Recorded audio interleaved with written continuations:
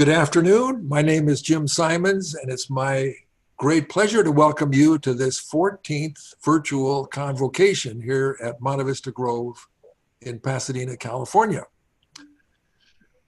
Our program today developed from a conversation that my wife Patty and I had with our speaker, Herman Waetjen, and his wife Mary 5 months ago. And that conversation, I will say, is one of the best conversations of our lifetimes. And we were so excited about what Herman was saying about what he called the moral order of integration as a description of what Jesus was up to, that I said to him, Herman, you have to share this with our convocation audience. And he said, I'd like to do it. And so here we are, and it's a great pleasure to be part of this with Herman. He has suggested several scriptures, and I will read one of them, and I'd like you all to read along with me. And so it will appear on the screen, and we will read Genesis 12, 1-3 together. The call of Abraham. Here we go. Now the Lord said to Abram, go from your country and your kindred and your father's house to the land that I will show you. I will make of you a great nation, and I will bless you and make your name great, so that you will be a blessing. I will bless those who bless you, and the one who curses you I will curse. And in you all the families of the earth shall be blessed. This is the word of the Lord. Thanks be to God. Let us pray together. Merciful God, we come to you today in the midst of multiple crises, death and sickness from the COVID catastrophe, economic hardship from unemployment and homelessness, racial strife, division between rich and poor. Oh God, we need words of caring, acts of compassion, images of hope. Today, open our hearts and minds to the promise of a moral order of integration. Help us to see the road ahead, listening to the words of our speaker, Herman, and then finding our way as followers of Jesus from separation to connection, from brokenness to integration, from fear to love. Amen. And now Joe Kang will introduce Herman. I met Professor Waetjen first in San Anselmo in the fall of 1977 when he was conducting a seminar course on the second gospel. I was so fascinated by the seminar as it was providing very clear answers toward my own biblical theological quests. His application of literary criticism and narrative criticism, supported by macro-sociological and anthropological socio-political information, immediately caught my keen interest. Throughout those many years, my relationship with Dr. Waetjen has been evolving way beyond that of professor or mentor or advisor. As a result of his biblical interpretation, hermeneutics of integration, a horizontal and fraternal rather than a vertical and hierarchical relationship grew. I should say that our ministry both in Malawi and Russia was profoundly motivated by Herman's insightful and challenging interpretation of the biblical text that believes in and calls for a total human transformation. Human transformation inaugurated by the death and the resurrection of the Son of a human being was revealed to me. and it meant nothing less than working for and raising up a new humanity. Over the last 2 years, Herman has been donating his entire personal library in honor of our ministry both at Chomba Theological College and the University of Atlanta Synod in Malawi. Those two theological institutions were so overwhelmed in gratitude by the love and care extended by the Waetjens. But to the list of his publications we have in our Convocation flyer, one more major writing on the first gospel by Herman needs to be added. Matthew's Theology of Fulfillment, its universality and its ethnicity. God's new Israel as pioneer of God's new humanity. This one amplified and revised his first writing on the first gospel, The Origin and Destiny of Humanness, an interpretation of the gospel according to Matthew. Dr. Waetjen is currently writing another book on the moral orders of integration and separation, and finishing up the last chapter of the book.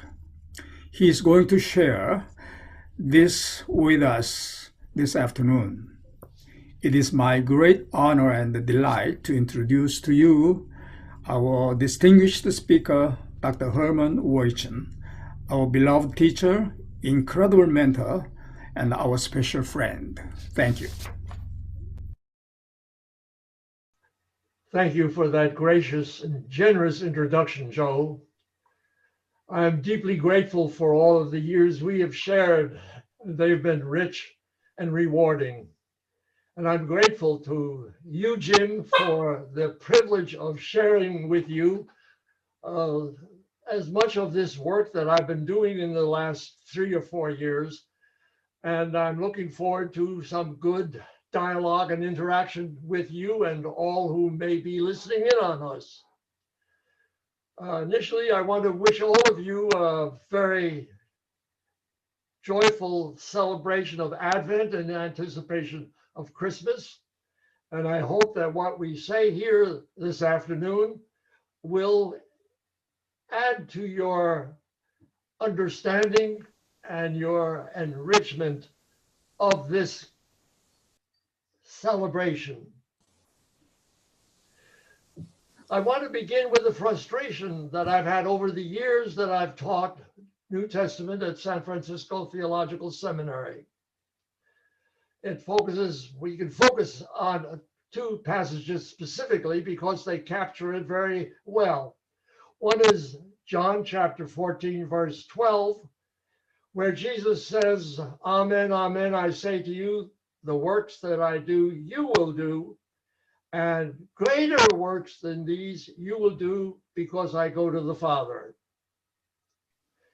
The other one is from Matthew 14, and it's the story of Jesus walking on the sea while his disciples are sailing across it, and he encounters them, and in response to their fear, he assures them, "Take heart," and Only says the to host them, can and share. here I quote the Greek text, Nice. "Ego me, I am."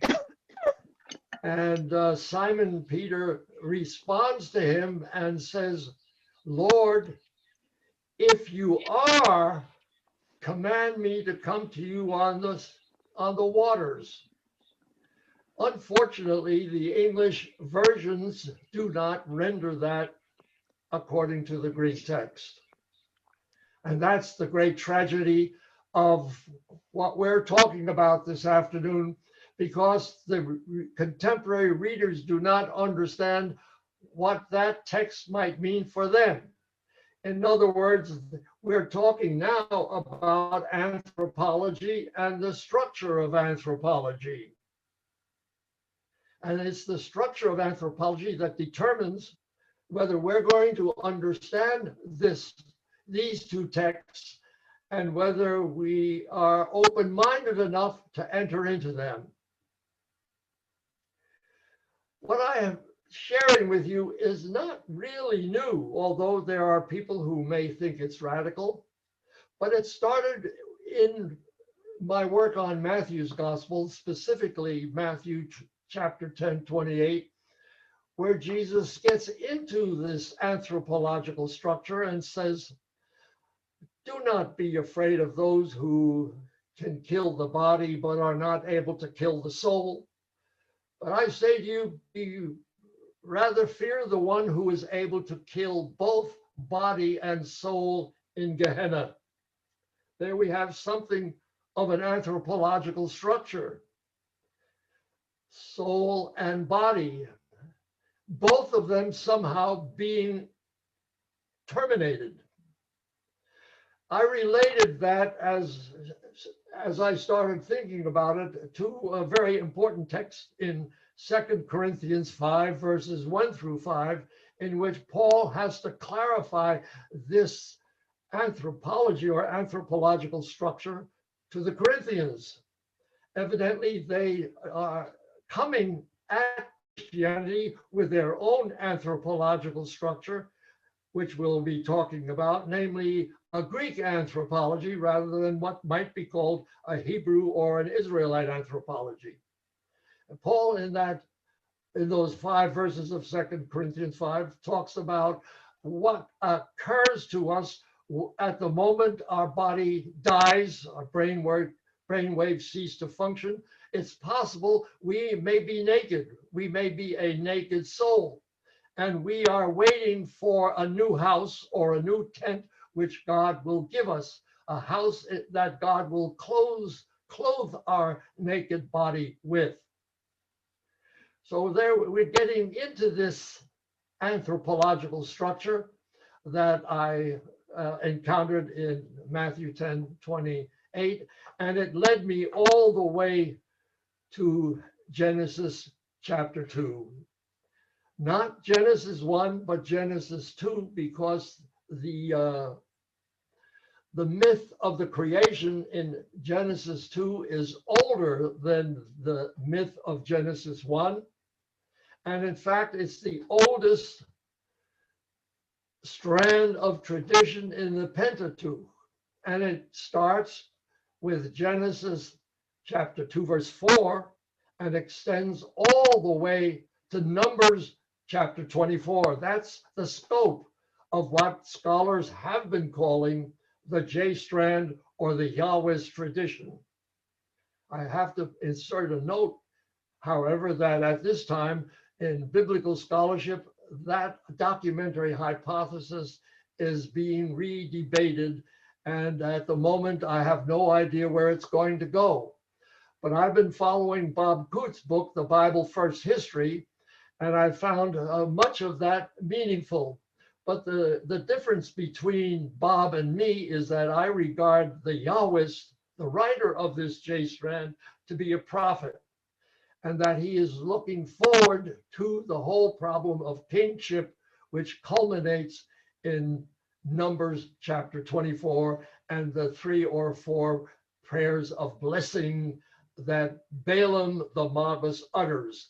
And he utters those prayers of blessing in fulfillment of the text that Jim read to us, that we all recited a moment ago in Genesis chapter 12, verses 1 through 3.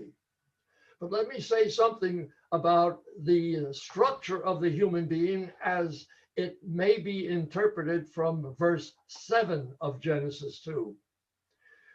Yahweh shapes a human being out of dust or clay and breathes into its nostrils the breath of life.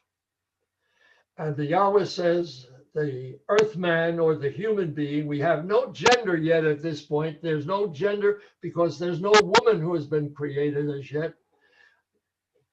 He became a living soul.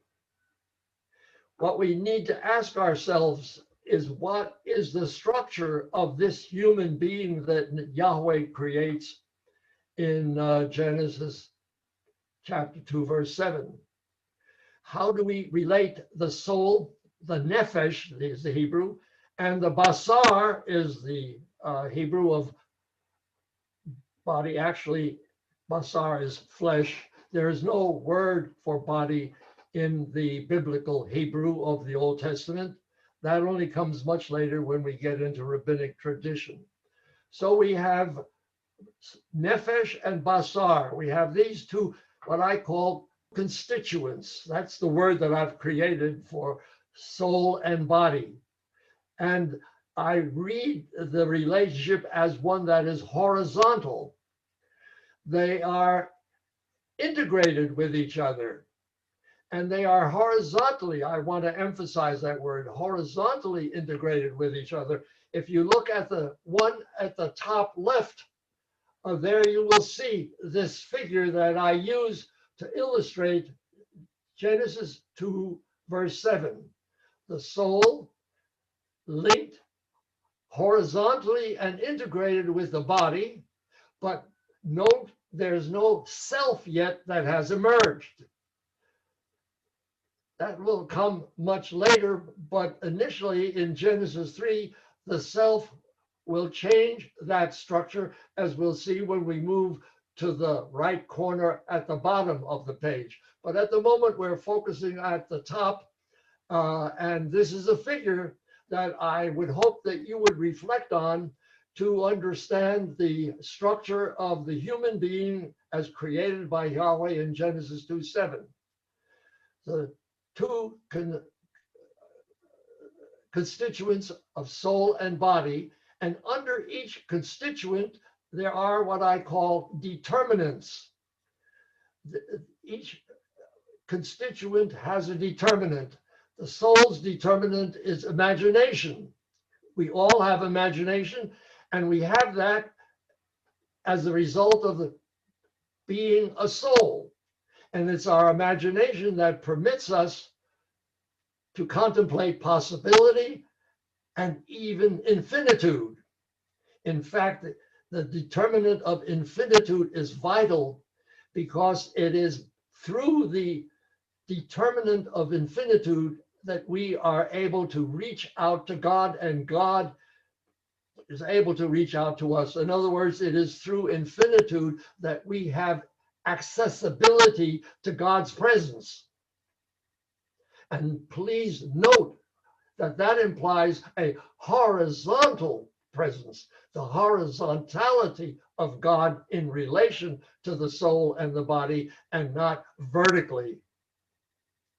The body has its own determinants, which stand in paradoxical relationship to the determinants of the soul: necessity, limitation, and finitude. In other words, we have a polarity here. The human being is a structure of polarity.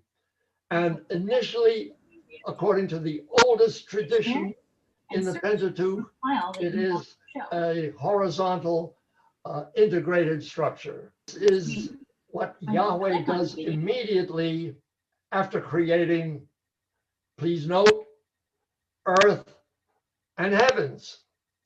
If you would jump into Genesis 1, verse 1, Yahweh there creates first the heavens and then the earth. Genesis 1 is priestly code, and it is much older than Genesis 2, verse 4 and following. So it is this structure of being, human being, that we are given at the very commencement of the scriptures, the oldest tradition in the Hebrew scriptures. And it goes through a relationship with a woman that Yahweh creates when Yahweh has planted trees and has created animals that the earthman, or that Adam, has named. And then Yahweh realizes that the earthman, that Adam, needs a companion, and takes a piece of bone and flesh out of his side and fashions a woman. And when he presents the woman to the earthman, he acknowledges her, and this is very, very important for the understanding of this early tradition. They are one flesh. They have that integration, that identity. And that's going to change when we move on to Genesis 3. But at this point, gender begins to emerge. When the woman is presented to the earthman, he names her Isha, a Hebrew which literally means from ish, from male, from man, and she becomes Isha, and there for the first time we have gender differentiation. Then we move on to Genesis 3, and that's where the structure of the human being begins to change. And we can look at that at the bottom right side of the handout, and the structure becomes vertical. And what has happened through this transformation is that one of the two constituents has been lost. Not entirely lost, but the structure has been altered from horizontality to verticality. And what has happened as a result of Eve wanting what the snake has to offer is that her soul has been transposed into a self, into an independent self, into a self-governing self. The snake has offered her three gifts. One is you will have open eyes. You will be like God. And perhaps especially important, you will have the knowledge of good and evil. It's that knowledge of good and evil that introduces Eve into dichotomy, into dualism. Dualism that the Corinthian Christians were brought up with, because that's the dualism that comes out of the past. This is the dualism that has been present in the history of Homo sapiens for 70,000 years. This is the human structure into which you and I were socialized very, very early in life. So we have a kind of topsy-turvy taking place here. The soul has become a knowing and thinking self. It now is independent of God. It wants to know the difference between good and evil. And most likely, and I think that a 70,000-year history of Homo sapiens gives enough evidence about that, for the sake of safety and protection. To know the knowledge of good and evil enables us to differentiate between the two, and therefore we want as much of what is good for ourselves and avoid as much of what is evil as possible. In other words, this is the moment that Eve is building fences. I want to emphasize that Eve has been selected as the partner, the dialogue partner with the snake, not because she's the weaker sex, but because in primordial times, in ancient times, she was representative. She was the personification of culture. So she takes the fruit because it looks good to her, and she gives it to Adam, and he takes and eats. And the biblical writer informs us immediately their eyes were opened, and the transposition has taken place.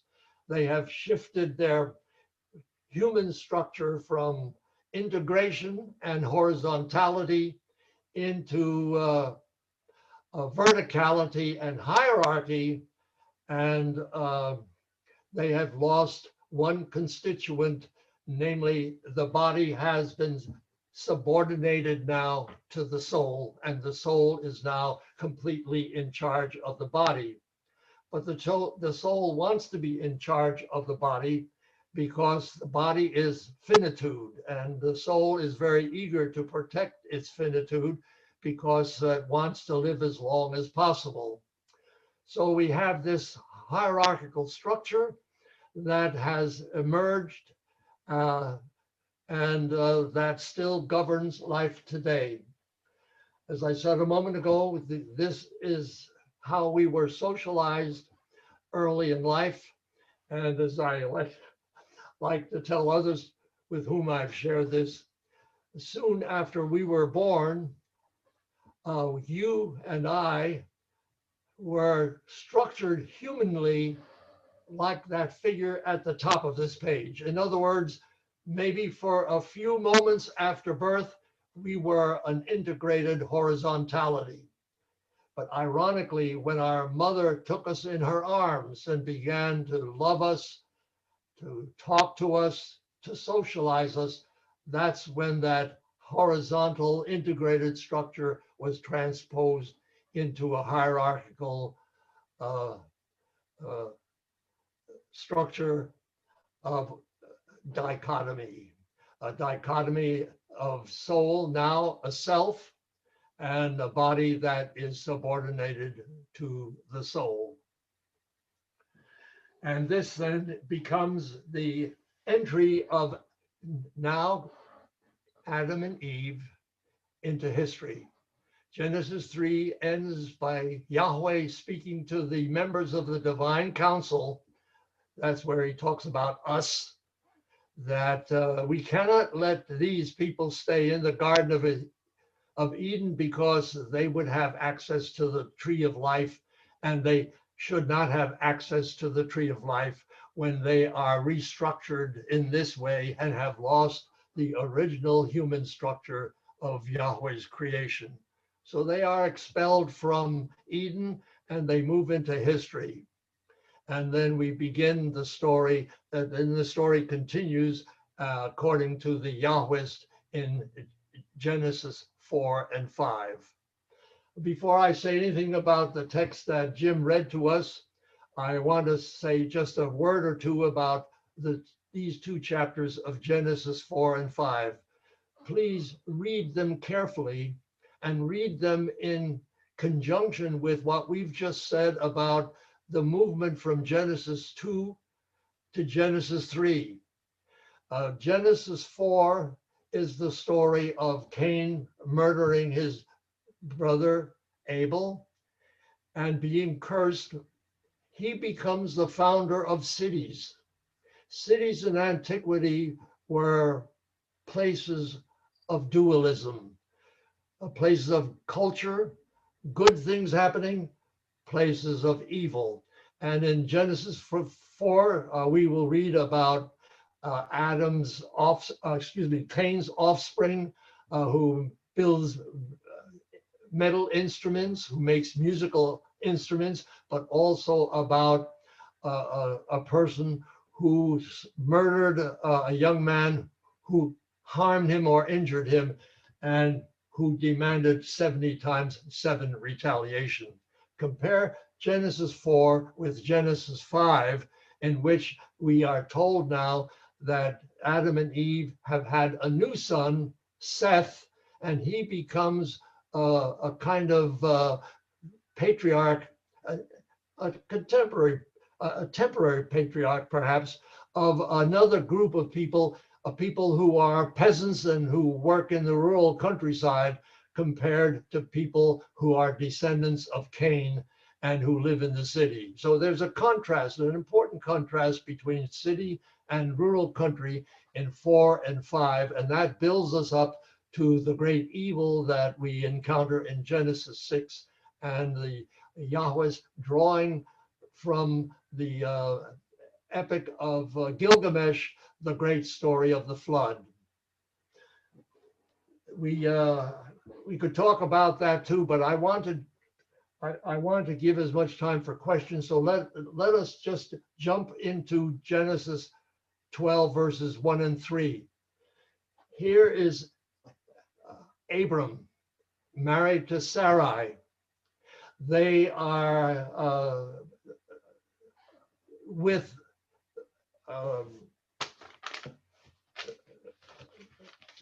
Terah, that's his name. I've forgotten it for a moment. They are with Terah, and he has decided that he is going to immigrate to the land of Canaan, but he only gets as far as Haran and stops there and dies.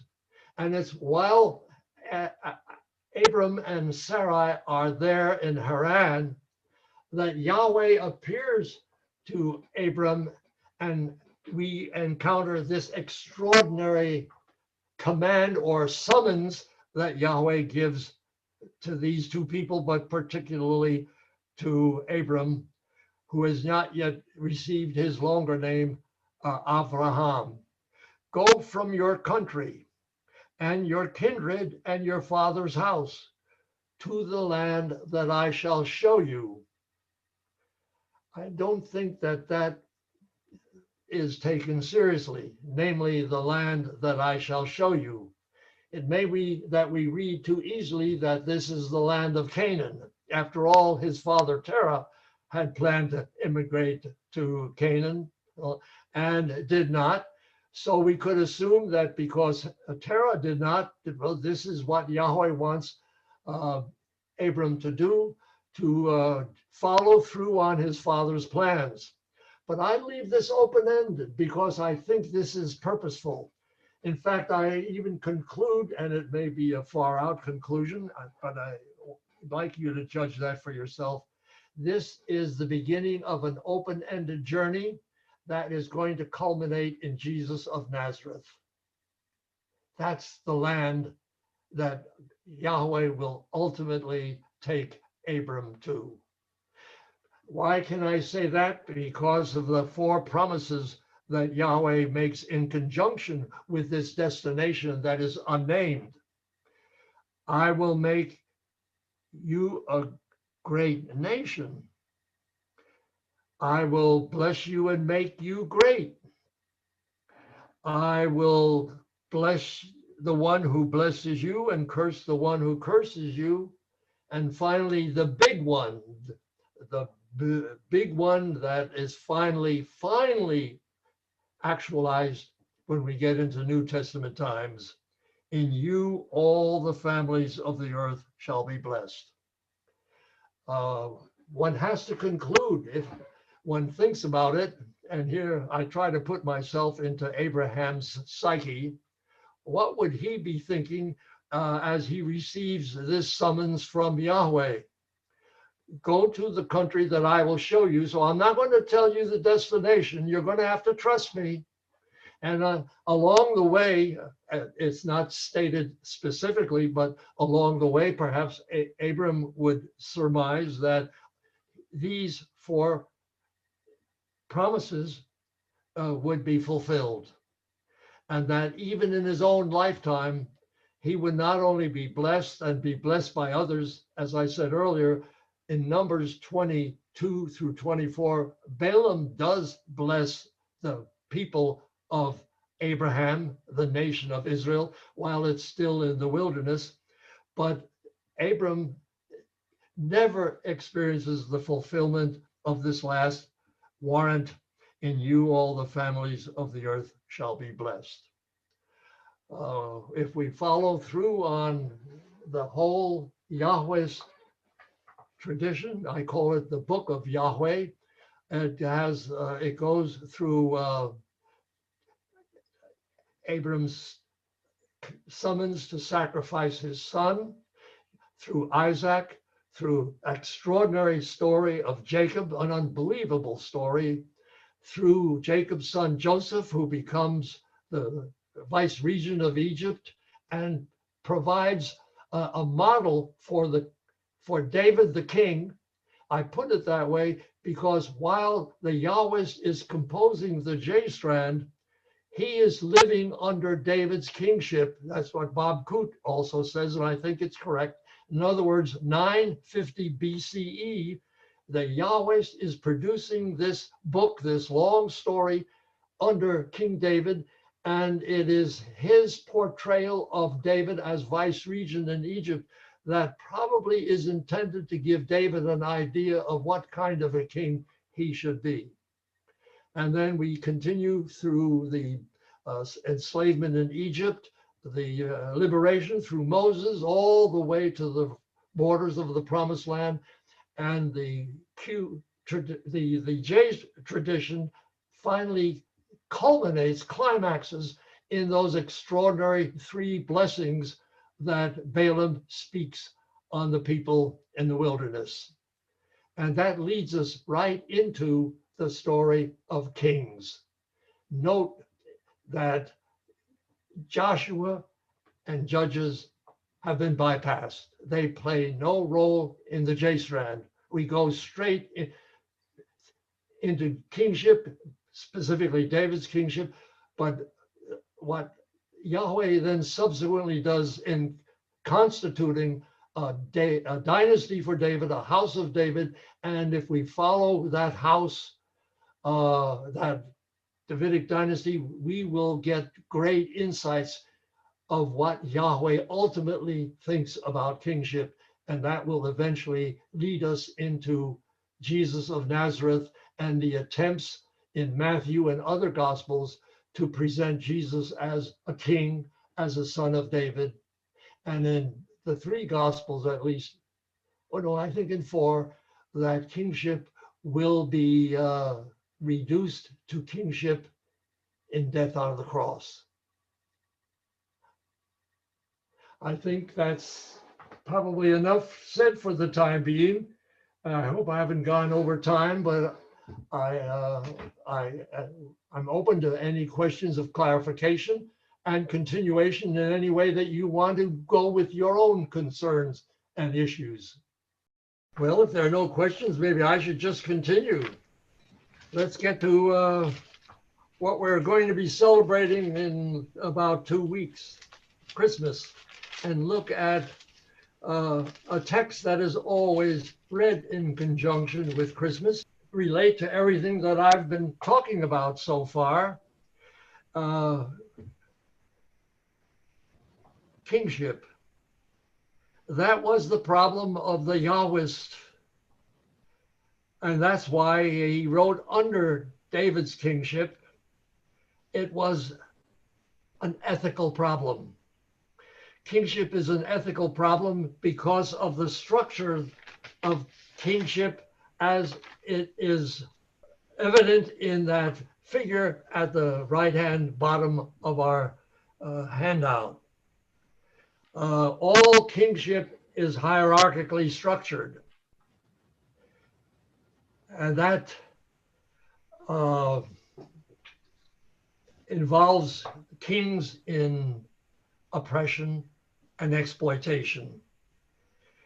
Supposedly, the 2 kings in Old Testament history, Hebrew scriptures, the only kings that did not have this structure, this dichotomous structure that we have here, were Joseph in Egypt, and Joseph as a model that he presented to David for his kingship. The 3rd blessing that Balaam speaks to Israel in the wilderness refers to a king. Kingship is a major concern of this Yahweh strand because the Yahweh is living under David's kingship. And Balaam in that third blessing says, they shall have a king higher than Agag. Higher than A-G-A-G, Agag. Agag appears in 1 Samuel chapter 8, I believe. He has been taken prisoners. by Saul. Yahweh had commanded Saul to kill all the Amalekites, men, women, and children, cattle, and the king. But Saul had spared the king and the cattle. And Samuel tells Saul that he will not have a dynasty. His kingship will be terminated. And Samuel then takes a sword and slices Agag to shreds. What does Balaam have to say? What does he mean? They shall have a king higher than Agag. How much higher is Agag? How much higher is David as a king than Agag? When we read about David slaughtering all the lame and blind people that the Jebusites used as a defense for their city of Jerusalem, we might ask the question, what kind of a king is David? And when we remember that he seduced Bathsheba and had her husband killed, we might ask ourselves the question again, what kind of a king is David? Is he higher than Agag? However, when we move to the fourth benediction that Balaam speaks, he does refer to the king. And Balaam, by the way, never refers to the name of David. He's just talking about kingship as a theological problem. There in that fourth blessing, he says, I see him, but not now. I behold him, but not nigh. A star shall come out of Jacob. A scepter shall rule.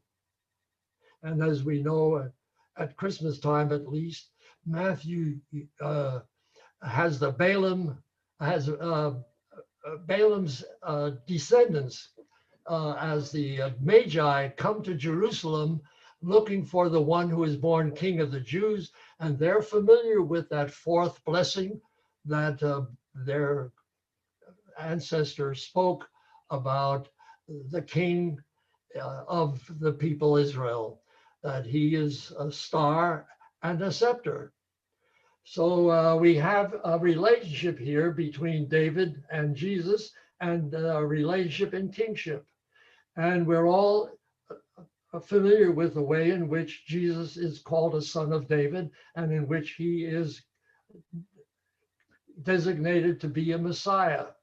After all, David was a great king, and in 2 Samuel 7, when David announces that he wants to build a house, a temple for Yahweh, his prophet, Yahweh's prophet, tells him, no, your son Samuel will build a temple, but I'm going to build you a house. In 2 Samuel 7, Yahweh specifies what that's going to look like.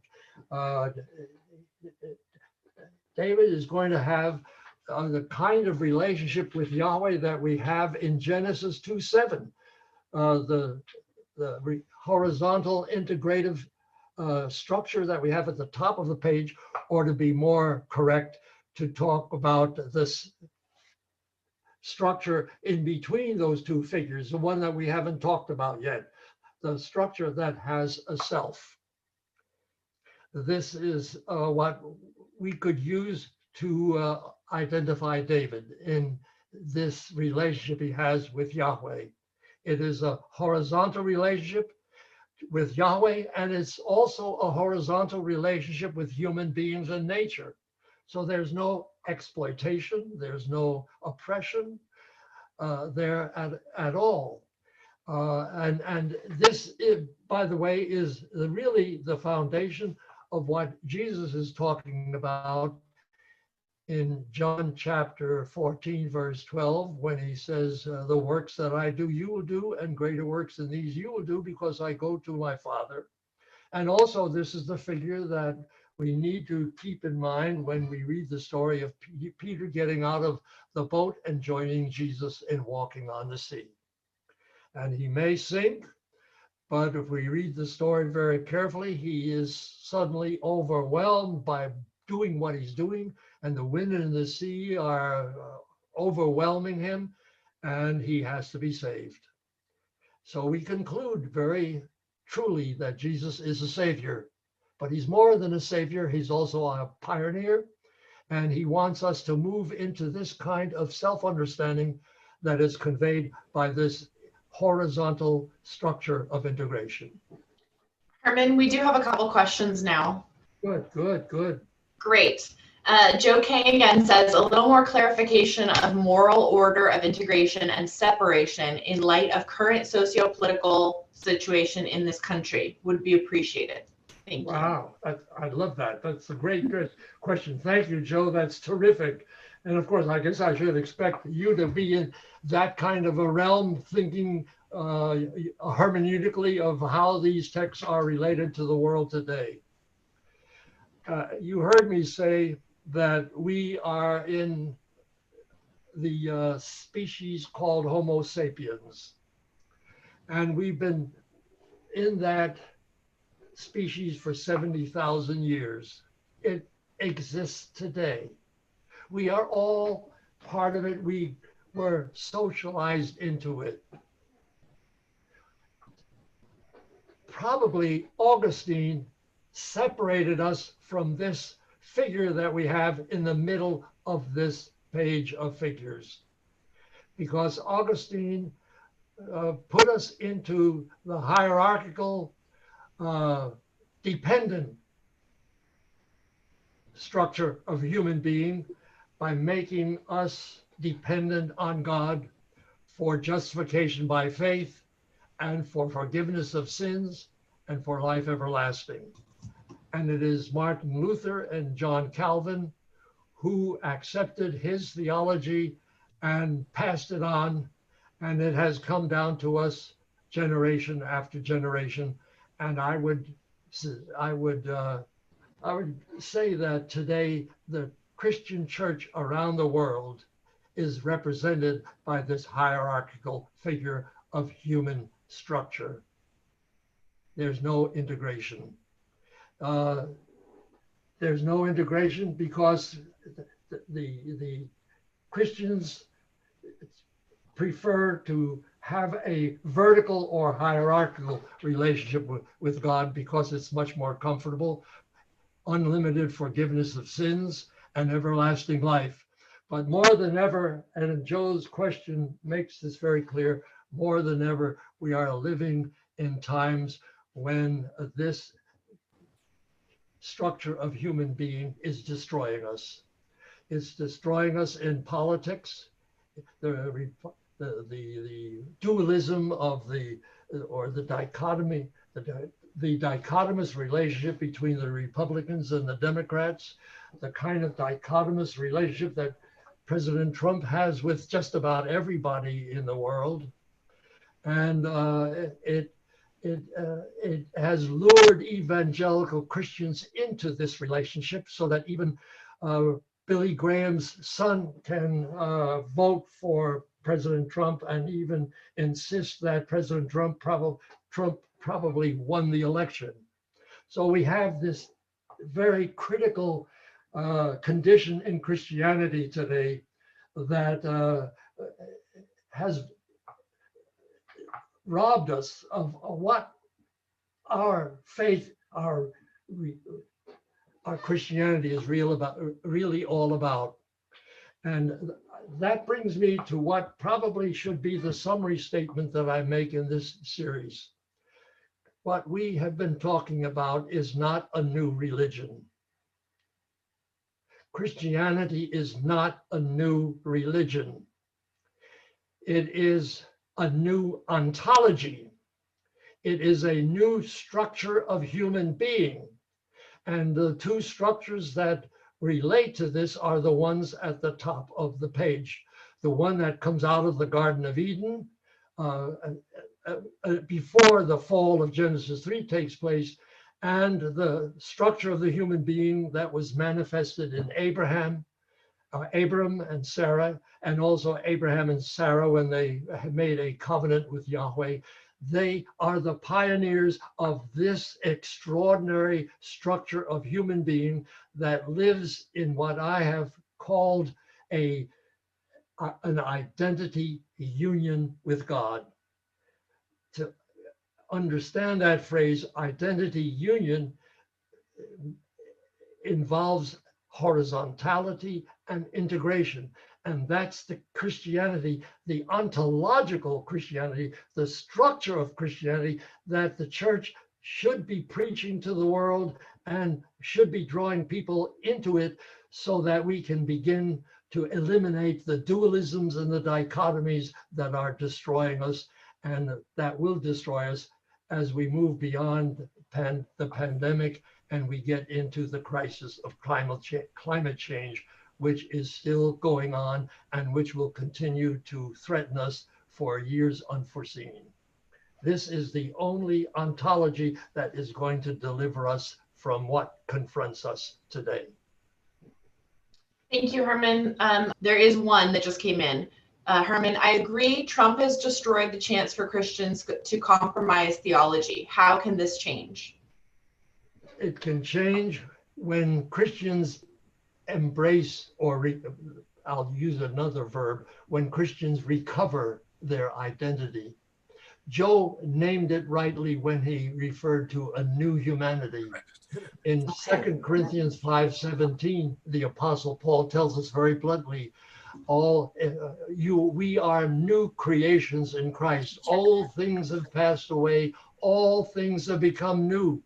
That's ontological. That's not simply a new religion. That's structural.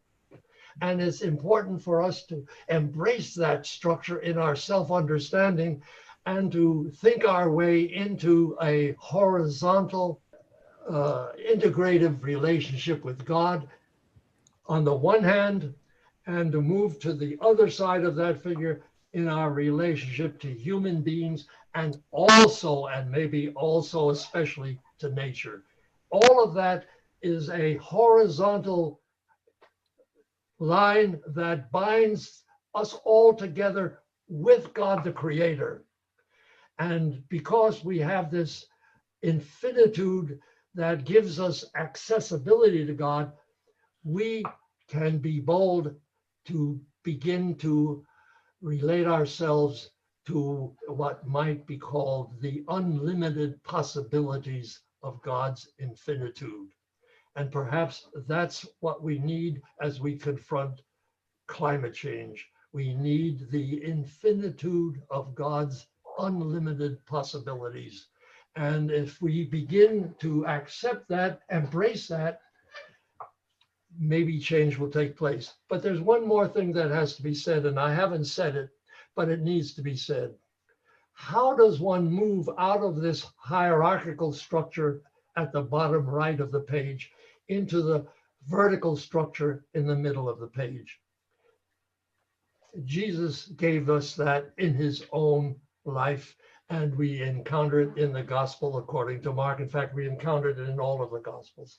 Baptism. If we only had Mark's gospel and nothing else, I think we would be astonished at what we would learn. We would know virtually nothing about Jesus, except that his mother was Mary and he had brothers and sisters. His father is not even named in Mark. And he comes to John the Baptist as a stranger.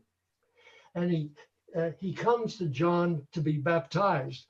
Why? Because Jesus himself has been socialized into this structure at this vertical hierarchical structure that we have at the bottom right side of the page. That's where Jesus is when he comes to John's baptism.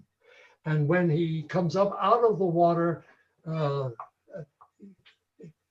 God or Yahweh responds to that by sending the Spirit to descend into Jesus. In Mark's gospel, the preposition is into, ace. The Spirit descends into Jesus, empowers Jesus, and it calls Jesus my Son, the Beloved. We need to claim that significance of baptism for ourselves. Baptism is what incorporates us into this new ontology, into this new structure of human being. All of us are there already. We've been baptized. All of us, we are there already in that integrative structure. We are there. but we don't know what baptism has done to us. We don't understand baptism. We make it as membership in the congregation or membership in the Presbyterian Church. But it's incorporating us into this ontological reality that goes all the way back to Genesis 2, verse 7. Thank you, Herman. We have a couple more questions. Are there some books or other devotionals or resources to help us integrate? I can't think of this. I wish I could. I've tried to do this in my books, but I'm not interested in promoting my books at the moment. What I'm struggling to do is to complete the book that I'm writing. And the last chapter in that book is Jesus' resurrection from the dead. And in that chapter, I try to bring all of this together in relation to this horizontal integrative structure that's in the middle of that page. And I don't know of anyone who is doing that sort of thing at the moment. I can name, there are people like Wendell Berry who gets very close to that. And there's another Berry too, let me see. Thomas Berry, he may be Roman Catholic, but he has some remarkable things to say about the coming climate crisis that we're confronting, and he has a good orientation. But I would say, in response to that question, I don't think you need any books. You certainly don't need me. You can do this on your own.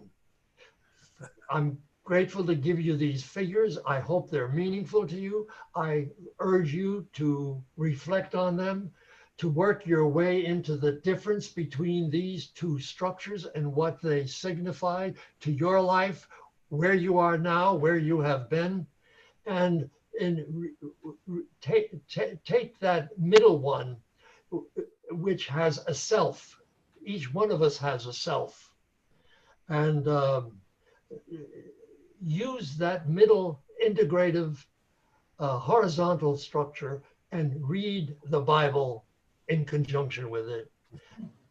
Everything you read in the Bible, put it in relationship to that structure, and you will have revelation. You read especially the four Gospels. Read Paul. It will open up to you, and the Spirit of God will guide you. The Spirit of God is in you. You received it at your baptism. Trust it.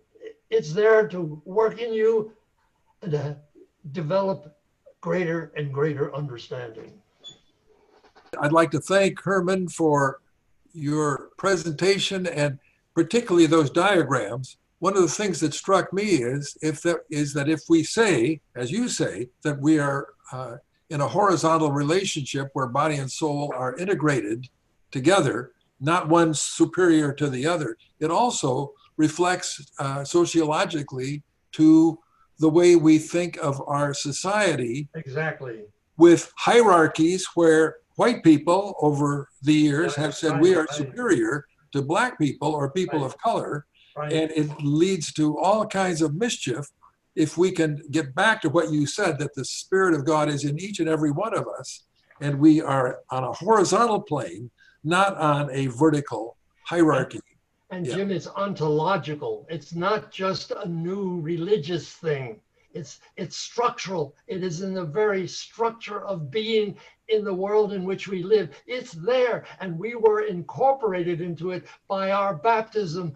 Embrace that. That's wonderful. That's it. Okay. Thank you, Herman, so much Thank you for making this possible. Blessings to all of you, and thank you. And thank you, Joe, for your gracious introduction. Thank you, Jim. We love you all. Yes. Next week, we have a change from our publicity was that we were going to have a musical program.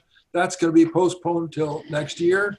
And instead of that, we have new residents who have moved into Monte Vista Grove, and we will interview them.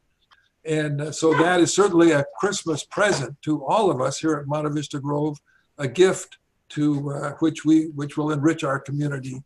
And once again, Herman, thank you so much for being have a pleasant Christmas, all of you, and thank you, Jim. Love you much.